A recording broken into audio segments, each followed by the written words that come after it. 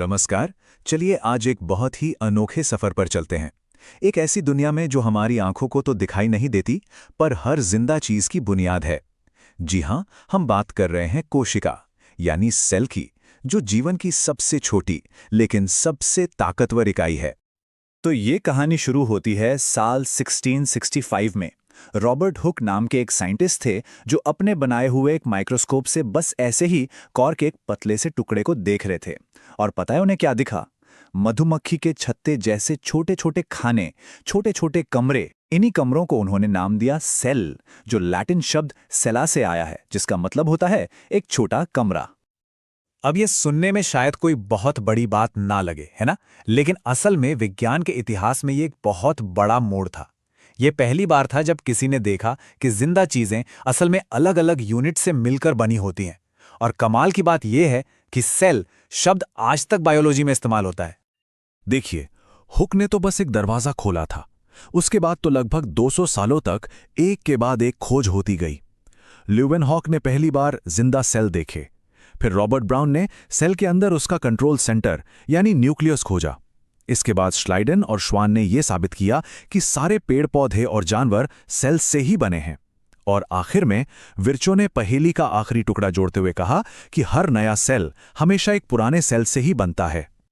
तो इन सब खोजों से हमें क्या पता चला? सबसे जरूरी बात यह कि सेल ही जीवन की वो बुनियाद है, वो बेसिक बिल्डिंग ब्लॉक है जिस पर सब कुछ टिका है। मतलब चाहे वो प्याज का छिलका हो या हम इंसान, हर जिंदा चीज इन्हीं छोटे छोटे ब्लॉक से बनी है।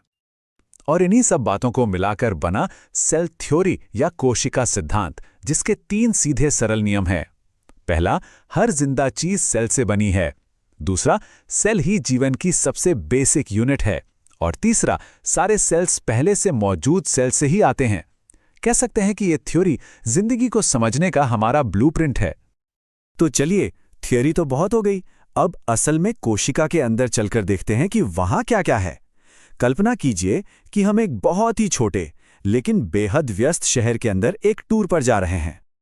अब देखिए, हर शहर की एक बाउंड्री होती है, एक गेट होता है ना? वैसे ही कोशिका के चारों तरफ होती है प्लाज्मा मेम्ब्रेन। ये एक स्मार्ट गेट कीपर की तरह काम करती है। ये तय करती है कि कौन सी चीजें अंदर आएंगी और कौन सी बाहर जाएंगी। इसीलिए इसे सेलेक्टिवली परमेएबल भी कहते हैं। मतलब ये बहुत सोच समझकर चुनाव करती है। इस गेट से पानी के आने जाने का एक खास तरीका है, जिसे ऑस्मोसिस कहते हैं। यह बहुत सिंपल है। पानी हमेशा उस जगह से बहता है जहां वो ज्यादा होता है, उस जगह की तरफ जहां उसकी कमी होती है, बस। तो एक सवाल दिमाग में आता है कि क्या होगा अगर हम एक सेल को अलग अलग तरह के पानी के सॉल्यूशन में डाल दें? चलिए पता लगाते हैं। देखिए, यहां 3 अलग अलग स्थितियां हैं। अगर सेल के बाहर पानी ज्यादा है तो पानी तेजी से अंदर जाएगा और सेल गुब्बारे की तरह फूल जाएगा। अगर अंदर बाहर पानी बराबर है तो कुछ नहीं होगा, सब बैलेंस में रहेगा। और अगर बाहर पानी कम है तो सेल का पानी बाहर निकल जाएगा और वो किशमिश की तरह सिकुड़ जाएगा। ये दिखाता है कि एक सेल अपने आसपास के माहौल पर कितना निर्भर करता है। अच्छा, शहर के गेटकीपर से तो मिल लिए। अब चलते हैं सीधे कमांड सेंटर में, यानी न्यूक्लियस के पास।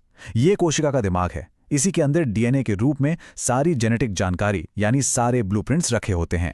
एक कंप्यूटर कोड की तरह यही बताता है कि सेल को क्या करना है, कैसे करना है और कैसा बनना है। अब न्यूक्लियस और बाहरी मेम्ब्रेन के बीच का जो पूरा जली जैसा इलाका है, वो है साइटोप्लाज्म। ये वो बिजी मैदान है जहां शहर का सारा असली काम होता है, क्योंकि यहीं पर शहर के सारे छोटे छोटे वर्कर्स यानी ऑर्गेनेल्स मौजूद होते हैं। जैसे एक शहर में अलग अलग डिपार्टमेंट होते हैं, वैसे ही सेल के अंदर भी डिवीजन ऑफ लेबर होता है। हर ऑर्गेनेल का अपना एक खास काम है। तो चलिए इस शहर की कमाल की वर्कफोर्स से मिलते हैं। सबसे पहले मिलिए माइटोकॉन्ड्रिया से। इसे तो सब सेल का पावर हाउस भी कहते हैं। ये शहर का बिजली घर है। यह हमारे खाने को एटीपी नाम की एनर्जी में बदलता है, जिससे सेल अपने सारे काम कर पाता है। इसके बाद आता है एंडोप्लाज्मिक रेटिकुलम, या शॉर्ट में कहें तो ईआर। ये शहर का फैक्ट्री और हाईवे सिस्टम है। इसका एक हिस्सा रफ ईआर प्रोटीन बनाता है और दूसरा हिस्सा स्मूथ ईआर फैट बनाता है और जहरीली चीजों को साफ करता है। तो फैक्ट्री में सामान तो बन गया, लेकिन उसे पैक करके सही जगह पर कौन पहुंचाएगा? ये काम करता है गोल्जी एपरेटस। ये शहर की पोस्टल सर्विस की तरह है, जो प्रोटीन्स और लिपिड्स को पैक करके सही पते पर भेजता है। अब जहां इतना काम होगा वहां थोड़ा बहुत कचरा तो होगा ही, तो शहर की सफाई का जिम्मा है लाइसोसोम के पास। ये वेस्ट मैनेजमेंट टीम है जो कचरे को और बाहर से आए दुश्मनों को खत्म कर देती है। पर इनका एक और डरावना नाम है सुसाइड बैग्स, क्योंकि जब सेल बहुत ज्यादा डैमेज हो जाता है तो ये फटकर पूरे सेल को ही खत्म कर देते हैं। हाँ, एक बात और, सारे सेल्स एक जैसे नहीं होते। प्लांट सेल्स और एनिमल सेल्स में कुछ बड़े फर्क होते हैं। जैसे प्लांट सेल्स के बाहर एक मोटी सेल वॉल होती है जो उन्हें मजबूती देती है। उनमें क्लोरोप्लास्ट होता है जिससे वो धूप से अपना खाना बनाते हैं, और एक बड़ी सी वैक्यूल होती है जिसमें वो पानी जमा करते हैं। ये तीनों चीजें एनिमल सेल्स में नहीं होती, क्योंकि हमारी जरूरतें और जीने का तरीका पौधों से बिल्कुल अलग है। तो हमने ये तो देख लिया कि एक अकेला सेल रूपी शहर कैसे काम करता है, पर कोई भी जीव, चाहे वो पौधा हो या इंसान, खरबों ऐसे शहरों से बना होता है। तो सवाल ये है कि ये अपनी संख्या बढ़ाते कैसे हैं? इसका जवाब है सेल डिवीजन, और ये दो खास तरीकों से होता है। पहला है माइटोसिस। इसमें एक सेल डिवाइड होके अपनी ही तरह के बिल्कुल दो सेम सेल बनाता है। ये हमारे शरीर की ग्रोथ और चोट लगने पर रिपेयर के लिए होता है। दूसरा है मियोसिस।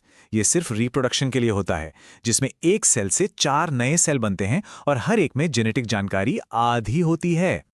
तो सोचिए, एक छोटे से बैक्टीरिया से लेकर एक विशालकाय पेड़ तक, और हम इंसान भी, हर जिंदा चीज का आधार यही माइक्रोस्कोपिक शहर हैं। ये बात हमें एक बहुत गहरे सवाल पर लाकर छोड़ देती है। ये जो एक जैसा इतना कॉम्प्लेक्स डिजाइन हर जिंदा चीज में मिलता है, ये हमें जिंदगी की प्रकृति के बारे में आखिर बताता क्या है?